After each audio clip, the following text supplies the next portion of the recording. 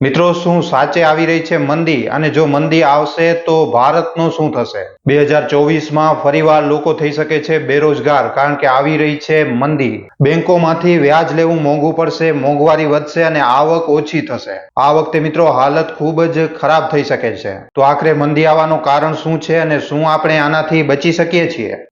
તો મિત્રો, વર્લ્ડ બેંકના અનુસાર હમણાં આપણી દુનિયા પાછલા 50 વર્ષોમાં સૌથી ખરાબ સમયમાંથી પસાર થઈ રહી છે.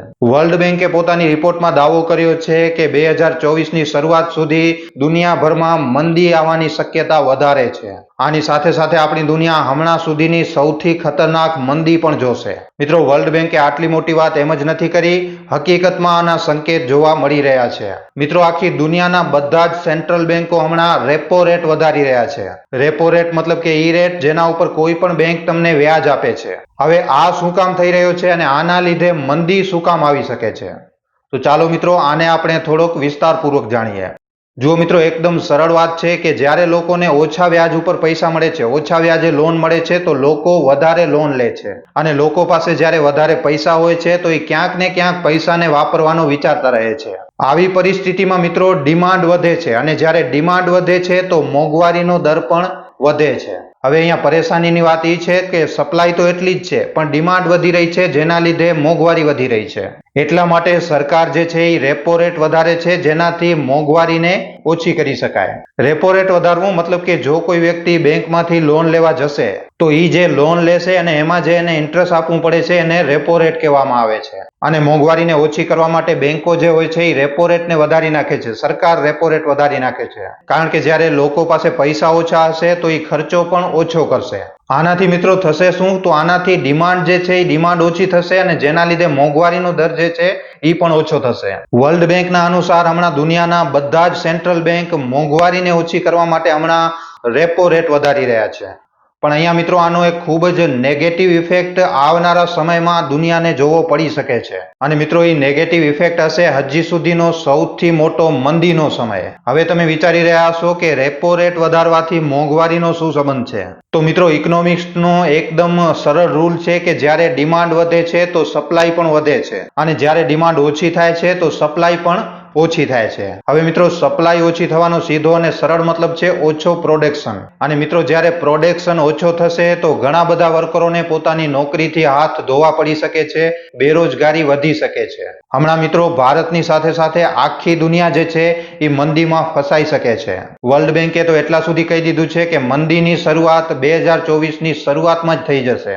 હવે જુઓ મિત્રો, જેમ કે 2021માં ગ્લોબલ રેપો રેટ 2%થી પણ નીચે હતો. લોકો આરામથી કરજો લઈ રહ્યા હતા અને ખૂબ જ ખર્ચો પણ કરી રહ્યા હતા. પણ મિત્રો, હવે હમણાંના સમયમાં રેપો રેટને વધારીને 4% કરી દેવામાં આવ્યું છે. અને જો આપણા ભારતની વાત કરીએ તો આપણા ભારતમાં તો મિત્રો રેપો રેટ 5%થી પણ વધારે થઈ ગયો છે. અને આરબીઆઈના અનુસાર આને હજી પણ વધારવામાં આવી શકે છે. વર્લ્ડ બેંકે પોતાની રિપોર્ટમાં કહ્યું કે બધા દેશોને સપ્લાયમાં આવનારી અડચણોને દૂર કરવી પડશે. હવે મિત્રો, તમે કહેશો કે અમે તમને સમસ્યા તો જણાવી દીધી, પણ આનો ઉપાય શું છે? આનો ઉપાય તો જણાવ્યો જ નહીં. હકીકતમાં આ સમસ્યાનો કોઈ ઉપાય છે પણ કે નહીં? તો મિત્રો, આ સમસ્યાના ઉપાય વિશે વર્લ્ડ બેંકના પ્રેસિડેન્ટે જણાવ્યું છે. એમણે જણાવ્યું છે કે આ મંદીનો સૌથી વધારે અસર જે છે એ વિકાસશીલ દેશો ઉપર થશે. અને મિત્રો, આપણે બધા જાણીએ છીએ કે આપણો ભારત હમણાં એક વિકાસશીલ દેશ છે. આ સમસ્યાથી છુટકારો મેળવવા માટે બધા દેશોને કરન્સી સ્ટેબિલિટી અને ઝડપથી વિકાસ કરવું પડશે. હમણાં બધા દેશોના બધા જ સેન્ટ્રલ બેંક, આખી દુનિયાના સેન્ટ્રલ બેંક એ વાત ઉપર વધારે ફોકસ કરી રહ્યા છે કે જો એ રેપો રેટ વધારી નાખશે તો લોકો ઓછો લોન લેશે. જેનાથી થશે એવું કે એમના જે ખર્ચા છે એ ખર્ચા ઓછા થશે અને ઇન્ફ્લેશન રેટ નીચે આવી જશે. પણ મિત્રો, આ રણનીતિ એકદમ ખોટી છે. આવાવાળા સમયમાં આના ખૂબ જ ખરાબ પ્રભાવ જોવા મળી શકે છે. આની જગ્યાએ બધા દેશોને સપ્લાય વધારવા ઉપર વધારે ધ્યાન આપવું જોઈએ, વધારે ફોકસ સપ્લાય ઉપર કરવું જોઈએ. કારણ કે જો આવું નહીં થાય તો પ્રોડક્શન ઓછો થશે અને આના કારણે ગરીબી વધશે. તો મિત્રો, આવી રીતે મંદી આવવાનું લગભગ નક્કી છે, કારણ કે બધા દેશોના બધા જ સેન્ટ્રલ બેંક ઇન્ટરેસ્ટ રેટને વધારી રહ્યા છે, રેપો રેટ વધારી રહ્યા છે. તો હમણાં સુધી તો મિત્રો આપણે આખી દુનિયાની વાત કરી. હવે આપણે એ જાણીએ કે આપણો ભારત ક્યાં ઊભો છે? મતલબ કે જ્યારે મંદી એકદમ ચરમ ઉપર હશે ત્યારે આપણા ભારત દેશનો શું હાલ થઈ શકે છે? હમણાં ભારતની જીડીપી 13.5% છે અને હમણાં ભારત દુનિયાની સૌથી મોટી 5મી અર્થવ્યવસ્થા છે, 5મી ઇકોનોમી છે. મતલબ કે જો આપણે આવનારા સમયમાં જોવા જઈએ તો આપણી ઇકોનોમી જે છે એ સ્ટેબલ છે. હમણાં આપણી પાસે મોકો છે ખૂબ જ ઝડપથી વિકાસ કરવાનો અને 2027 સુધી દુનિયાની ચોથી સૌથી મોટી ઇકોનોમી બનવાનો. પણ આ સમયે આખી દુનિયાની ઇકોનોમી ખૂબ જ ખરાબ સમયમાંથી પસાર થઈ રહી છે અને આના ઘણા બધા ઉદાહરણ પણ આપણને જોવા મળી રહ્યા છે. હમણાં જોવા જઈએ તો આખી દુનિયામાં ખાવા પીવાની વસ્તુઓ અને પેટ્રોલ જેવી વસ્તુઓના ભાવ ખૂબ જ ઝડપથી વધી રહ્યા છે. રશિયા યુક્રેનના યુદ્ધ પછી આખી દુનિયામાં પેટ્રોલ, ડીઝલ અને અનાજની અછત પણ થઈ છે. અને એના સિવાય હમણાં જે યુદ્ધ થયો ઇઝરાયલ અને ફિલિપિન્સનું, એના લીધે પણ આ વસ્તુઓ બધી થઈ છે. આના સિવાય મિત્રો ચીનની મહામારીની પોલિસીના ચાલતા ત્યાંથી સામાન ઇમ્પોર્ટ કરવું ખૂબ જ મોંઘું છે. મિત્રો આટલું બધું થવા છતાં પણ આપણી જે ઇકોનોમી છે એના ઉપર વધારે અસર જોવા નથી મળી રહ્યો. હાલમાં તો વધારે એટલો કોઈ અસર જોવા નથી મળી રહ્યો.